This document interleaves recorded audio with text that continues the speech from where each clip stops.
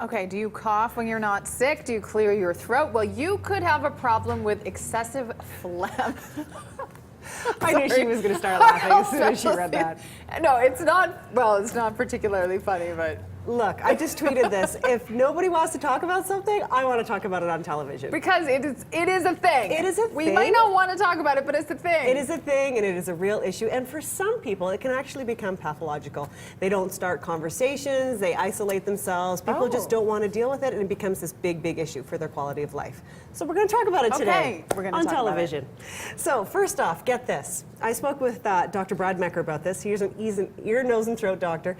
He said we produce between ½ a liter and 2 liters of phlegm every day. Where does it go? I know, is that horrifying? Yes. But it's true, and this is completely normal.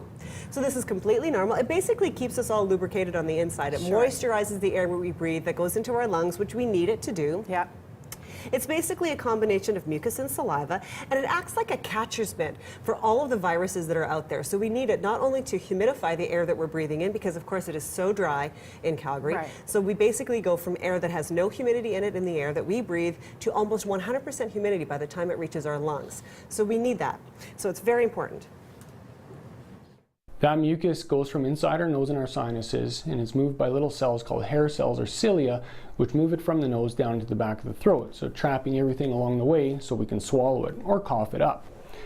It becomes thicker for many reasons. Biggest reason is the dryness of living here in Calgary. It's just way too dry, so that mucus becomes very thick. Second thing is different medications will make it thick as well. So medications for high blood pressure, medications for depression, antidepressants will really thicken mucus normally. And different hormone type medications like birth control pill can make mucus a lot thicker as well. Isn't that incredible? Whoa. And so in fact so what we're actually looking at here is the back of my throat. And look at that, there's some phlegm right there in the back of my throat. You are such a good sport. Aren't I a good health specialist? Yes, you are. There's my voice backs. There's a little bit of more phlegm right back there. Previously we were looking at the back of my nostrils. So you can see the phlegm sitting there. So this is getting thicker. And again, a lot of it has to do with Dr. Mecker was saying, which is just living in Calgary.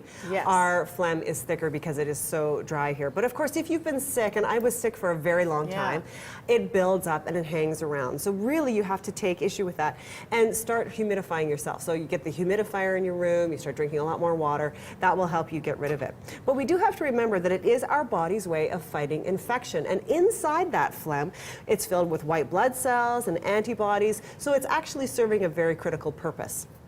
The other thing to think about is that for some, though, it can actually become socially bothersome. So people start to feel really awkward in public. They're clearing their throats before they even have a conversation. This is when it actually becomes something you need to talk to your doctor about. Because if you're becoming socially isolated because of your phlegm, see your doctor because there are treatment options available. First off, we have to look at what's causing it. Okay, ensure that they have a normal exam, that they don't have a real pathology that needs to be treated. The most important thing we need to do is increase our humidity. So putting a humidifier inside our bedroom is really, really key. So we're breathing in nice moist air when we're sleeping.